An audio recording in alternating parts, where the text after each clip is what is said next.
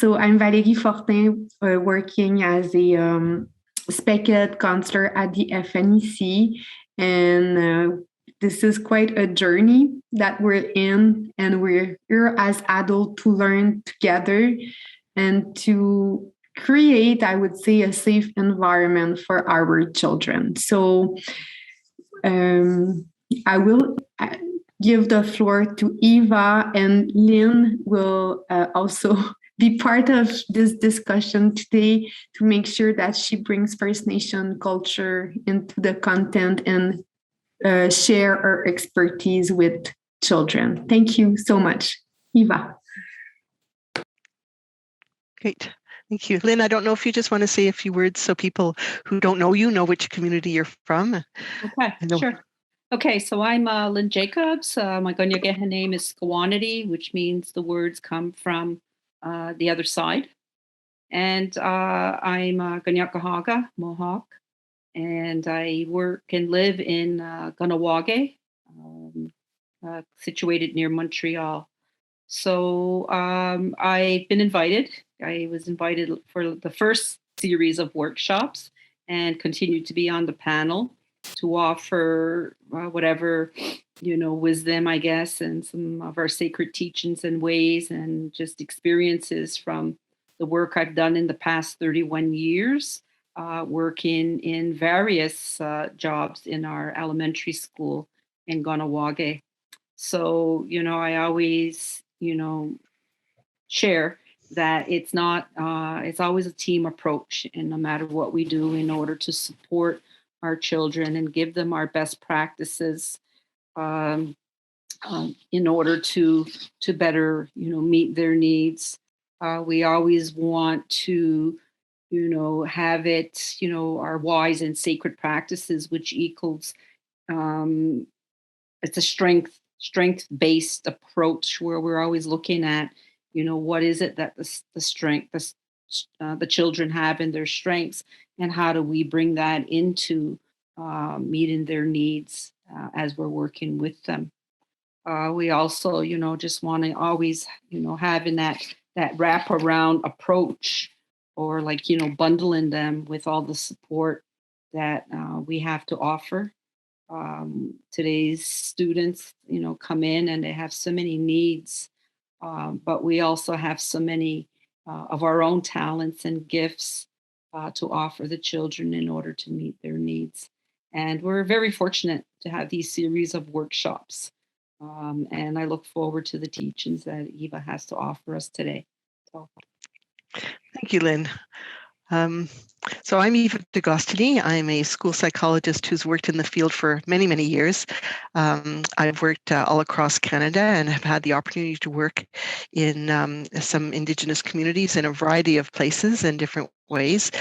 And I just really appreciate Lynn's perspective. And I'm curious, Lynn, with this topic, this is a really interesting one about resistance, why children say no. And I think, again, as you mentioned, because we are coming from a strength-based, it's really interesting because I have some questions. Because we are recording this presentation, you won't have a chance to answer the questions as I'm asking them of you.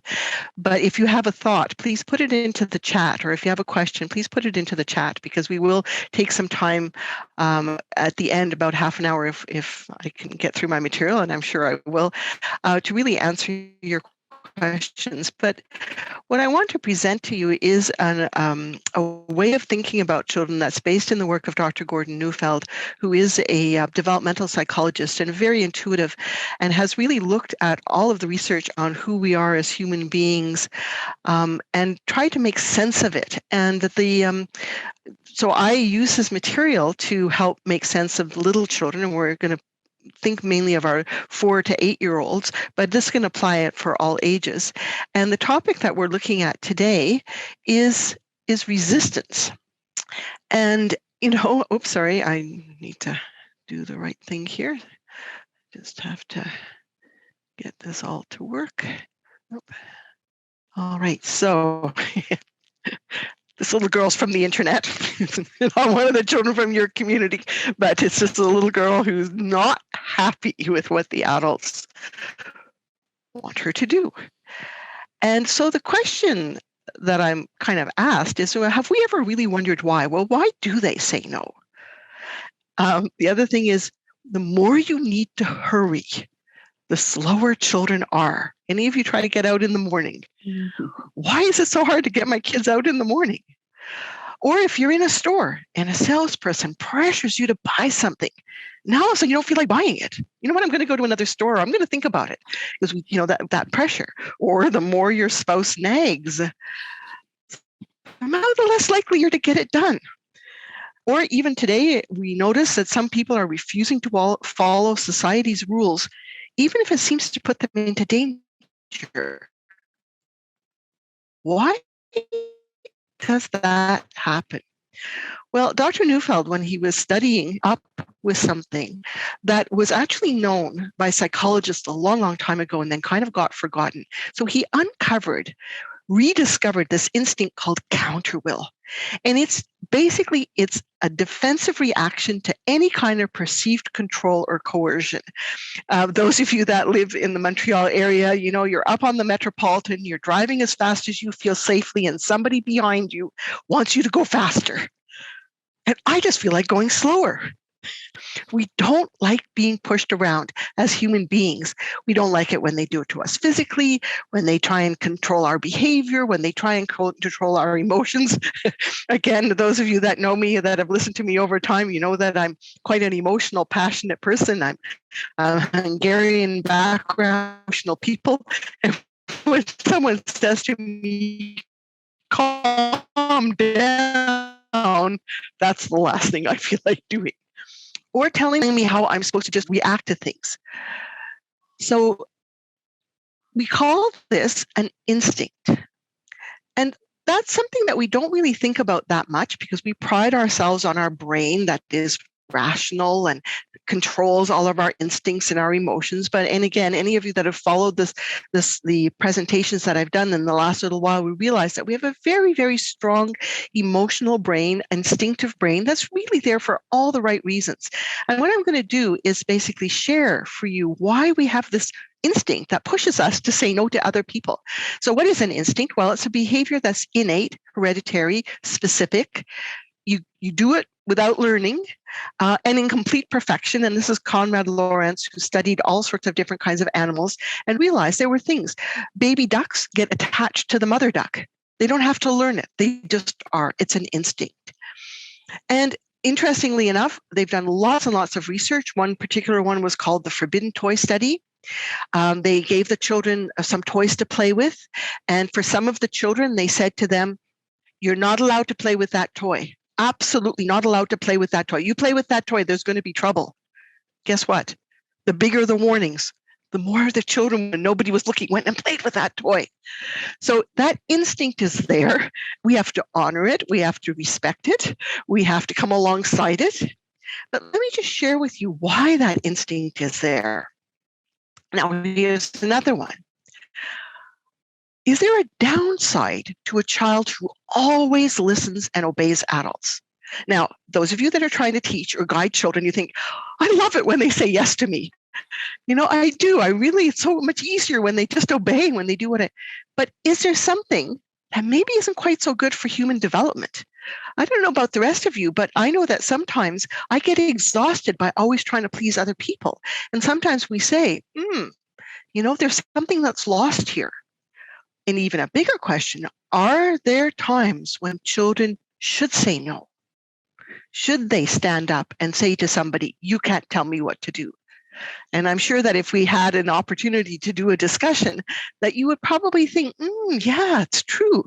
Not much fun when they say no to me, but I think it's even worse when we have a child who never says no. And I had one little girl like that she never ever said no. And actually, when things got better for her and she started to say no, we saw that as an improvement in her behavior, because kids have got to be able to stand up for themselves. Now, if we look at this through Dr. Neufeld's developmental paradigm, it's very interesting. So he says there's three big keys to development. There's maturation, there's vulnerability, and attachment. And maturation happens naturally, but you have to stay soft to grow. If you're soft, you're vulnerable, and you need a strong attachment to help you to stay soft so that you can grow. But where does this fit in terms of the counterwill instinct? Well, it's really interesting if we look at it in more depth. The counterwill instinct is important in maturation when children are developing their own ideas. In vulnerability, it's important for children to be able to say no when it feels too scary. And attachment, when they are not attached to the adults who want to guide them or tell them what to do, counterwill serves a very interesting purpose. I'm going to start with maturation. So we looked at our little 4-year-olds and our little 5-year-olds, and 4-year-olds, by the way, are really good examples of counterwill because they're really very much in a developmental perspective, and they also have some other characteristics that means that their counterwill comes out pretty quickly. But basically, it really serves the way by preparing for separate functioning. We talk about the emergent child, that every child has a desire within them to grow and develop, a desire within them to figure things out. This little child here is figuring out what the stick can do, where the stick can go, how strong the stick is. Is it strong enough to push down that little tree? Will it float in the water? These are all things that the child is dying to figure out, and they have to figure it out for themselves so that it becomes a part of who they are. And in terms of the will side of it, is the first step in finding out what your own will is to actually resist and counter the will of others. So there's this little thing growing inside of a child. But then there's the judgment, the ideas, the agendas, the intentions, the expectations, the demands, the values, the desires of other people that are there. Now, how can the child figure out how they want to do it if they don't put this little fence around themselves? A child who wants to dress themselves, and most of you have had that experience. They're so proud. Me do it, and they go and they put their clothes on inside out. But that's their way of figuring out how they can get dressed. So when the individual is developing, that little fence has to be there so that I can figure it out. You might have a little child completely argue with you. They go outside and they go, "Oh, it's nighttime." The sun is shining, and you go, no, honey, it's daytime. No, it's nighttime. Yeah. Well, because of their ideas, they're basically looking up, but they see the moon up there. So now they haven't yet figured out that the moon sometimes shows up in daytime, but they have to figure it out. So counterwill is there to let that happen. And any of you that are raising teenagers, by the way, a lot of times teenagers will reject our values when they're teenagers. 10 years later or 5 years later, they'll come back and they'll have developed the same values that we have, but now it's their values. So this counterwill is really important for that. And as the emergent self grows, now we can accept things from other people and we can kind of come together. But first, we need that little protection. And so a lot of our 4-year-olds and 5-year-olds are going to tell us no because they want to figure it out themselves. There are some children, unfortunately, for a whole bunch of different reasons, who are not really developing a strong self yet. These are often our children who are very involved in just surviving. The thing about them is that they too don't like it when other people tell them what to do, but it's not necessarily because they're developing their own ideas. It's for another reason, and we'll get into that in a moment. Now, I'm going to jump to attachment, simply because this is one that really we don't often think about. And when Dr. Neufeld first started talking about this to me, I thought, oh my goodness, I never thought of it that way. So why do children resist us? And some of you are going to say, I'm attached to my child. My child's attached to me. I give them lots of space for making up their own mind about things.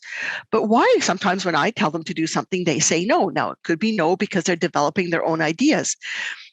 But this whole thing about attachment and counterwill is there for another reason. It's not one we think about a lot. But Lynn, I think you're going to have some thoughts on this because I think it makes sense in terms of the development of cultures and of people, depending on the environment in which they live. Because it serves attachment by protecting the child from outside influences, from those that are not in the child's village of attachment, the people that know how to take care of the child. And the village of attachment are the people that are in the child's village, but they also can be brought into the child's village by the parents approving of them. When parents do not approve of somebody, now we're outside of the village. Now, why does that happen? Well, because each village or culture has its own way of doing things to ensure survival and growth in the environment in which they are found. And so the child must first learn the ways of its village before being taught other ways. And many of us don't think of this because we think of ourselves as kind of in a global culture. But when we think about how we are meant as human beings, we're meant to learn from the people who have managed their environment better than anyone else. And we're not to be influenced by other people. I sort of think of somebody, if I want to use a kind of an extreme example, we think of if two groups of people are together and one of them lives in the south of the United States where there's no snow, and for those of us that live in an area with snow, well, our children need to learn how to live in snow. They can't yet be influenced by the people that don't have to worry about the cold. So we're wired in that way as human beings, and it keeps us safe because the people who know most about us are the ones that the children are going to want to stay attached to. Dr. Neufeld says children were designed to be impossible to manage unless sufficiently attached to those who are in charge. And one of the things that little 4-year-olds will tell you or 3-year-olds will tell you, when they're not attached to us, is they'll say, "You can't tell me what to do. You're not my mother." Or in school, "You can't tell me what to do. You're not my teacher." And that is a very necessary thing, because the child is basically saying, until I know who you are, until I know that you're going to take care of me, until I know that you have my best interest at heart, I'm not quite ready to follow you. And so it's like a magnet. If we're on one side of the magnet, people who are on the other side are going to be rejected. And so it's perfectly normal. And again, babies do that and different kinds of things, but it's perfectly a normal thing.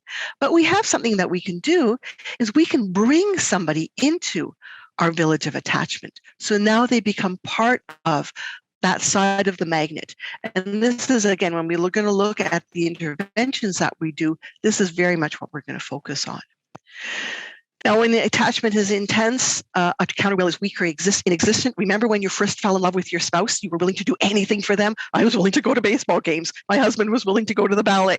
That falls off. Other things come into place. But when attachment is weak, then counterwill is likely to be strong. And they exist whenever there are attachment problems.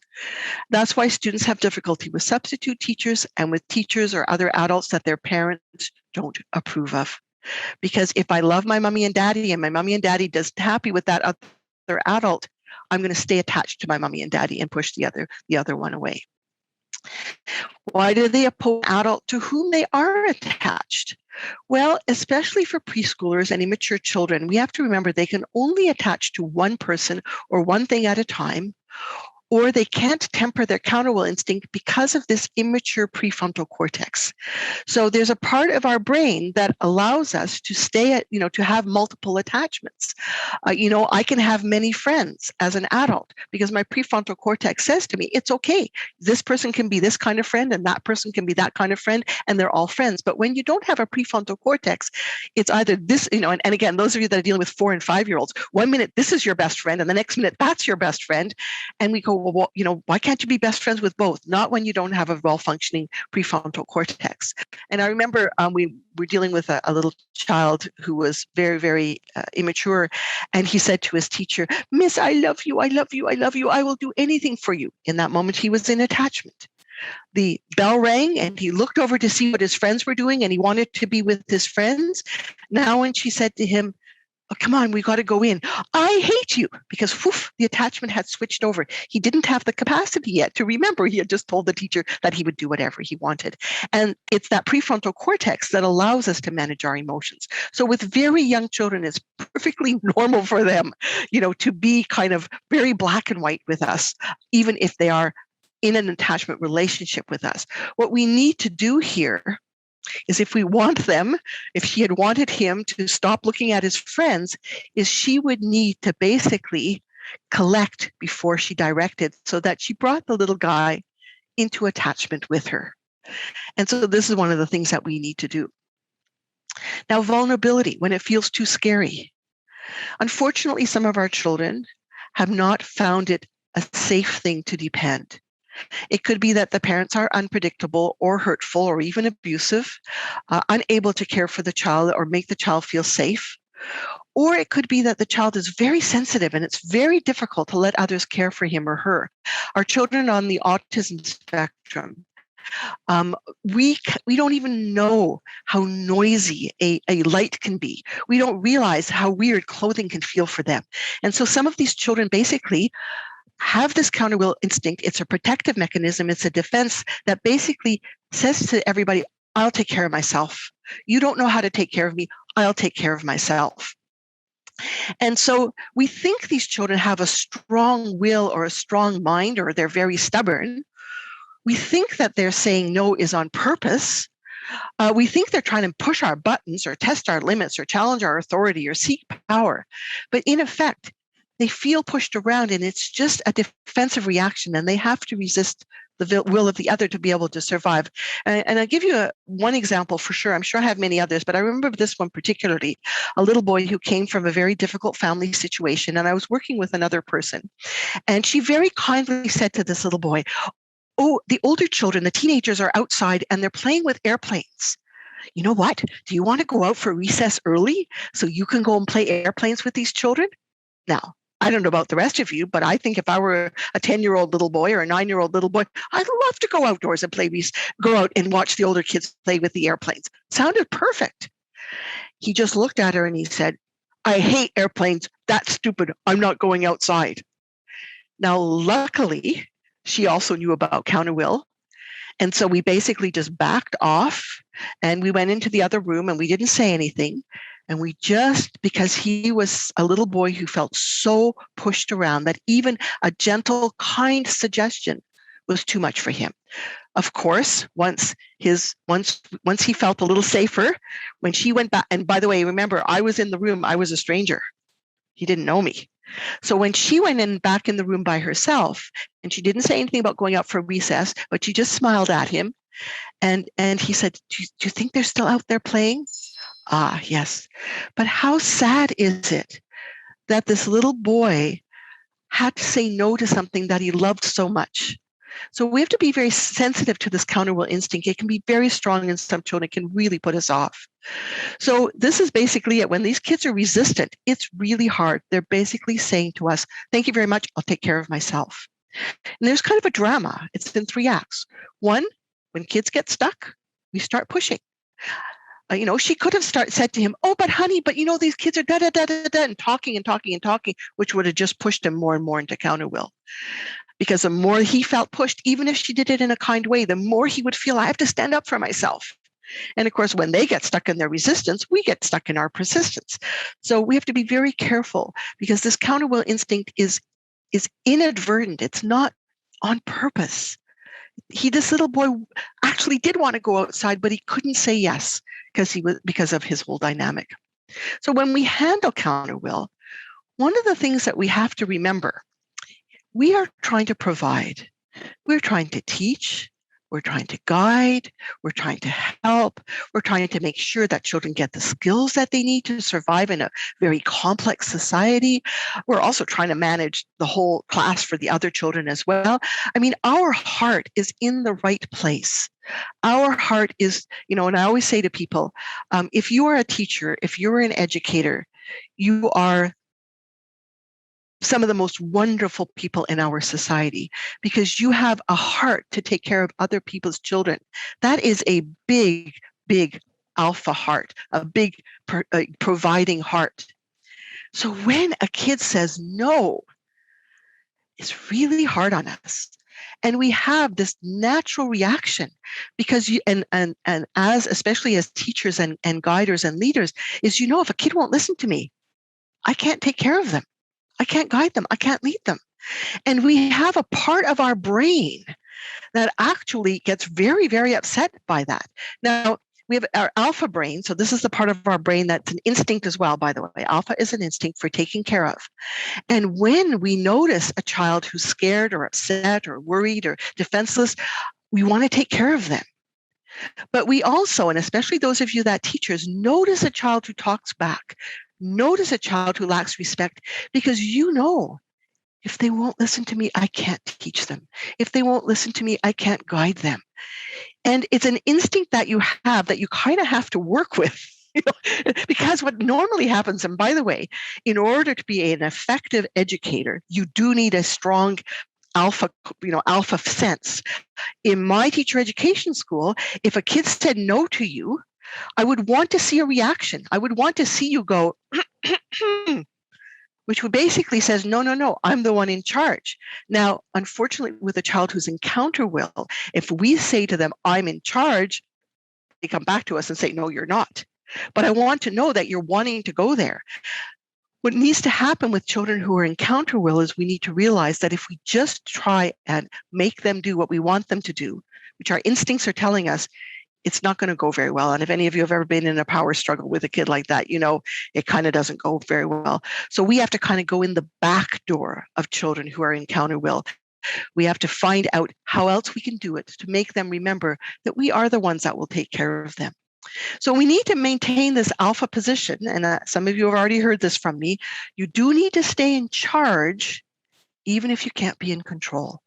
Because that little kid doesn't want to be the one like that little boy was so happy when the adult came back into the room with a smile on her face, because he wanted to know, are you still taking care of me? And she said yes. And then he said, will you take me outside? And she said yes. So even though she didn't control him and convince him to go outside, she was still in charge of bringing him outside. And so we need to, think of things like, well, I've decided that you may. Sometimes a child will say, I'm not doing that stupid math. I've decided that maybe it's not a good time for math right now. Or if the whole class is kind of not wanting to do something, let's all. So it's a way of knowing that we are the ones who are in charge. We're not letting the kids do whatever they want, but we have to work with this very instinct. I call it the alpha instinct versus the COUNTERWILL instinct, and we've just got to work around it. So we have to make sure they understand, for some children, what is it that's going to push them into COUNTERWILL? Anything that looks new, anything that they don't know what they're supposed to do. Especially with some of our children who don't have a lot of experience. We say, oh, we're going to get out the this, or we're going to get out the that. And they don't know what that is. I don't know what it is. Or they don't want to look inadequate, or they don't want to confirm their own inadequacy. I had one little boy who absolutely refused to write when he was in grade 1. Refused to write. And of course, he never got his writing done or whatever work he had to do on paper. So then it went home, and he had this huge meltdown at home. Finally, he was able to tell his mother, I look stupid when I write, because his handwriting wasn't very good. So he had a picture in his mind of what the letters should look like, what the words should look like. But when he put it down on paper, he could see that it wasn't right. So he wasn't going to do it. It made him feel too vulnerable. Or it can also be that sometimes they're afraid that if I do something, I'm going to lose attachment. What if that little boy, what if I go outside and those teenagers laugh at me? So there's many reasons for why the COUNTERWILL is there. And we have to sometimes try and read between the lines. So don't take it as a personal attack. Anticipate it. If this lady said, oh yeah, okay, next time I make a nice suggestion for this little boy, I'm going to wait for his no. Then I'm going to wait it out. It's okay. It's okay to not want to do something that you don't know, and repair the damage. If the child has kind of done something that hasn't been very polite or kind, it's okay. Sometimes we do need to say no. I understand. And so when we're looking at kind of what we do with COUNTERWILL, we have to remember there are kind of 3 parts to it. We have to consider attachment, coercion, and emergence. So often the first thing we try and do is increase attachment. Look attachable. So when that lady went back into the room, instead of, because the little boy didn't say it very politely that he didn't want to go out for recess. I'm going out for that stupid recess. I mean, she had just offered him something wonderful and he's calling it stupid. So luckily, as I say, she went out, she came back. And so when she came into the room, she had a nice look on her face. When very often our children, when they say no, we start wanting them to do things. And the more we want them to do things, the less attachable we look. Sometimes as well, we need to think of choices. Oh, that's okay. You can stay in right now, but if you want to go out later, that'll be fine. Okay. So we let them make up their own mind. And then the coercion part. And let me tell you, this is something that I have learned from the master teachers and master educators. actually, most of them realize the more I need a kid to do something, the softer I'm going to speak. I'm going to lower my shoulders. I'm going to say it very softly. I'm going to get down to the same side as them. I'm going to do it because the more we try and push children, the more they're going to push back. Now, this is not easy to do. This is something we have to practice and practice and practice. It takes a long time. That's why grandparents are so wonderful with little children, because they finally figured it out. And they know that they can't push children to do things. So we need to back off until we can get a better attachment hold. We need to sometimes just let the child, I'm not doing that stupid thing. Well, let's just take a minute. We'll think about it. We just back out of the power struggle. This isn't working. We're going to take a little break right now. You're still in charge, even if you're not in control. Even draw the attention away. Oh, this is frustrating. This is too much. Although a child who's really in counterwill, you try and reflect emotion. No, it's not frustrating. Okay. Mm-hmm. This is where you use very few words. You just use a little nod, a little smile. Sometimes they'll even say, don't look at me. No, we're not going to look at them. Because again, basically their brain is saying, I'm taking care of myself. I am taking care of myself. And many of you know the history of some of these children, that's exactly what they need to do. But if they lose us because of their counterwill, oh my goodness, they're going to lose the people that are their best bet. So we have to try not to use too much of a commanding manner. We have to try not to let them know exactly what we want them to do. I remember one poor little guy, I called him Mr. Counterwill. He was another one of our students at an NS program. The teacher basically said, and she was the loveliest teacher, and she was cooking with the children, and they were using popsicle sticks. And she didn't do this on purpose. She couldn't even anticipate this was going to happen. So the kids are all kind of stirring the thing, and they're allowed to take their popsicle stick and take it and taste some of the dough. And she said to the children, I'm going to give you the popsicle sticks. Now don't break it. Because of course, when a popsicle stick breaks, it's got the spiky things. So she wanted to keep the children safe. Poor Mr. Counterwill. The minute he heard, don't break it, snap. And I actually was there when it was happening, and I could see his face. He looked at the two pieces and he looked up at the teacher, and he was shocked that he had done it. But he was Mr. Counterwill. So what could she have done to keep the children safe? She might have had to find another way of saying it. But it's hard because sometimes we have to tell children how to keep them safe. But anyway, poor little guy. And we finally dealt with it. Not too many shoulds or have tos. Little force, don't force them to as much as we can. And then we try and use our structures and our routines. We do the routines to guide the behavior. We teach the routines in a funny way. Oh, we're going to step on the dots. We're going to hop like a bunny, or be quiet as a mouse, or take big steps like a giant. All these ways of basically taking the coercion away, making it into play, making it into fun, making it so that the child doesn't want to resist us, but actually wants to follow us.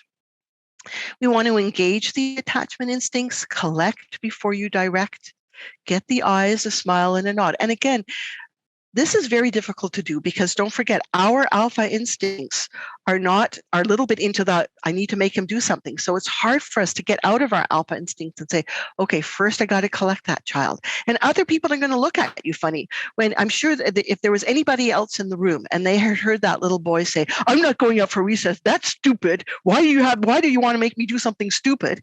Everybody would have said, well, okay, so he's not going out for recess. And when he asks to go out the next time, he should have a consequence for not going out. But he, as I say, we understood that this was counterwill. And so we walked away. And I said to her, the next, a little while later, after he's gone out for recess and when he's happy and relaxed, you might want to talk to him about saying, it's okay for you to say no to me. Can you try and find other words? Right? So we're not letting kids get away with stuff, but in that moment. So when she went back into the room, she was going to try and get his eyes, get a little smile, a little nod. How can you get the child to look at me? Oh, I'm so glad you're still here. Oh, honey, and all of you have your way of calling the child. And basically then when the child looks up at you, we ask ourselves, does he give me permission to exist in his or her presence? And you see this little guy, those little eyes. It's not much of a smile on his face, but there's a little twinkle in his eyes. that basically says, okay, now I'll listen to you. Now I'm going to try and do what you want. For some of our children, we need to provide some sense of choice. Let the child decide, do you want to go here or do you want to go there? Which one do you want to try first? So we make some room for their initiative and their involvement. We try and solicit good intentions. When you go out for recess today, do you think when the bell rings, do you think you could try? And usually when they're when they're calm and with us or whatever, they're going to say, yeah, I'm going to try. Yeah. So when the bell rings, instead of running away, you're going to come and run inside and you're going to come and see me. Okay. You're going to try that. Might not work at all because as soon as the bell rings, they want to run away so they can stay outside longer, right? Put them in charge of things where appropriate. One of the best things for a kid who won't come in at recess is put them in charge of holding the door. Give them something to do. Then they're much less likely to want to counter our will. When we're looking at reducing oppositional behavior, it's really a matter of getting into that right relationship and helping the child to find their soft heart so that they can be guided by us. This little girl or little boy, this little one here, is going to listen to her dad. But there's many steps before. And so when we're dealing with the immature, we need to win their hearts to open their minds to our influence by caring and by leading. We can't always let them do what they want to do, but we can understand when it's hard for them to do what we want them to do. All righty. So that's. Thank you so much, Eva.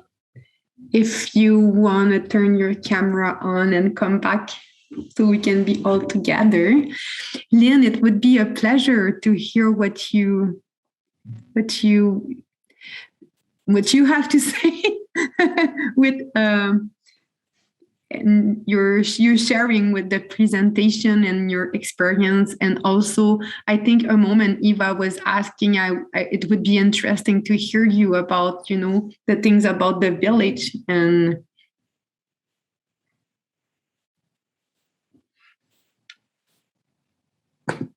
Okay, so I just have to make sure that I'm unmuted so that I'm not speaking for 5 minutes and no one's hearing anything I have to say. I just want to say I really appreciate your presentation, Eva. It was really, the COUNTERWILL, and I think we know that quite well, and especially in these times. But the village of attachment, and that's so true when we're looking at, because especially, we can relate that to, people who live in Kahnawake. Kahnawake is our village. And, how we refer to it is town. And if someone comes in, it's like, well, you're not from town, so we already have this, sense of who, I guess, in other words, belongs and lives and has, pretty much our understanding of how we live in Kahnawake. And when someone else, comes in from the outside and, we see the differences. But we can also, relate to that with our own families, how we were brought up, with our parents, the things that were allowed to happen in a home and not happen in a home. A lot of our things was based on, food preparation, if we just wanted to look at that, how our mom prepared our meals and, our traditional stuff. And then, we go somewhere else to eat and, they're serving chicken. All right. And then you go and it's like, oh, it's not like my mother's. So right there, that sense of, village and attachment, we have attachments too, how we were brought up and that kind of thing. And we really sense it too, as, in a family growing up, when you become adults and now your siblings start to, have relationships and they're bringing in brother-in-laws and sister-in-laws, and we see differences, even though we were all, brought up in Kahnawake, we see the differences.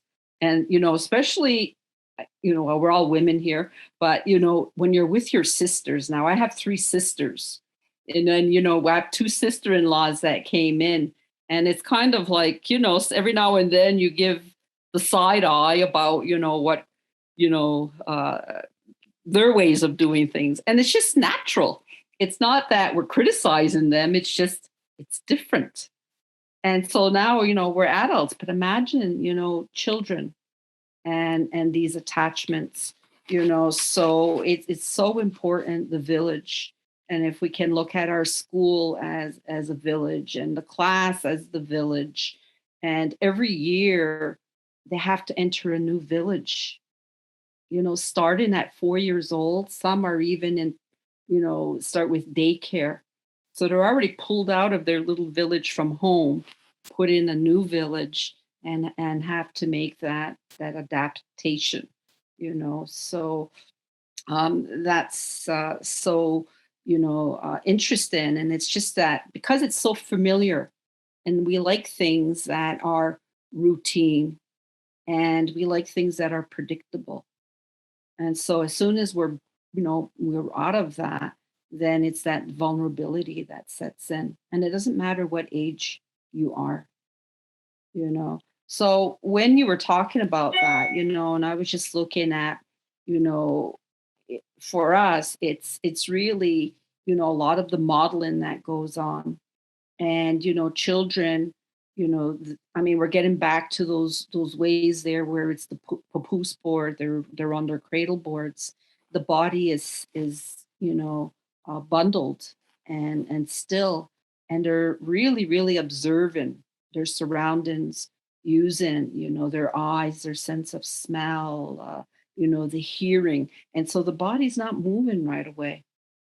They're learning. They're learning about the village ways just from there. And then when they start now and they're off and they're starting to explore their surroundings, I think a lot of it with that COUNTERWILL is, I observe this, now I want to try. And they have a will. Everyone has their will and wants to enforce that. But I, as part of the vulnerability part, when you were talking about that, I was just thinking about, students who come in and already have so much trauma in their life. So they don't have that predictability. And there's a lot of confusion and a lot of fear. And where do I belong? And it just brought me to, the whole thing that happened with our people within residential schools, and the trauma that was put there. Talk about trying to use your will, and it was your will was pretty much beaten out of you, and so some just became compliant because they didn't want to be hurt, but then others have that will and the desire that they had to get back to that familiar village where they risked their lives to get home. And some made it, so it's that instinctual, innate nature. That's where, when you said sometimes it's good to say no, because they didn't want that type of treatment. And so they did what they could to get back to something that was, familiar and caring, and, where they knew somewhere they had a place, And so we're still feeling, the results of that with our children now, and it's like workshops like this, and, getting back to our ways because we've lost so much. A lot of it is, we're embracing it back, and those seeds inside of us, because I mean, we never lost it. Those sacred, wise ways are inside of us. It's just a matter now of, connecting back to it. Whatever methods we use, whether it's going on a fast or going in the sweat lodges or just connecting to our sacred medicines or building a sacred fire, however we want to do it, with our music, our dance, our ceremonies, and, just making that connection back. So I just, those my thoughts and my words connected to the teaching. And I like what you say about the we always want to go to the what was it now, coercion, and reducing that, with the kindness and the love. And there's so much that we have to unweave or undo, and then, just getting those fibers again and creating something, that is loving and caring and sacred. And we all have that inside of us as teachers, as educators. We need to connect with our own innate, um, wisdom and teachings when we're working with them. And it's not hard. And that's why, we're lucky, the school that I work in, we have so much support services. And everyone, doesn't matter what or where you're from, brings such gifts and love and, support for our children. That's all.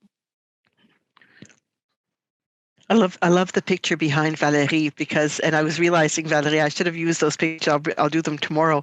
But that's the grandfather there with his little guy, and he wasn't totally happy with his grandfather, but his grandfather collected him. He just collected him, and they're not quite there in the collection. Quite, the little guy hasn't quite given his eyes yet, hasn't quite given his smile. But in the third picture that we have of the series, the little guy is lying on his grandfather and completely letting his grandfather take care of him.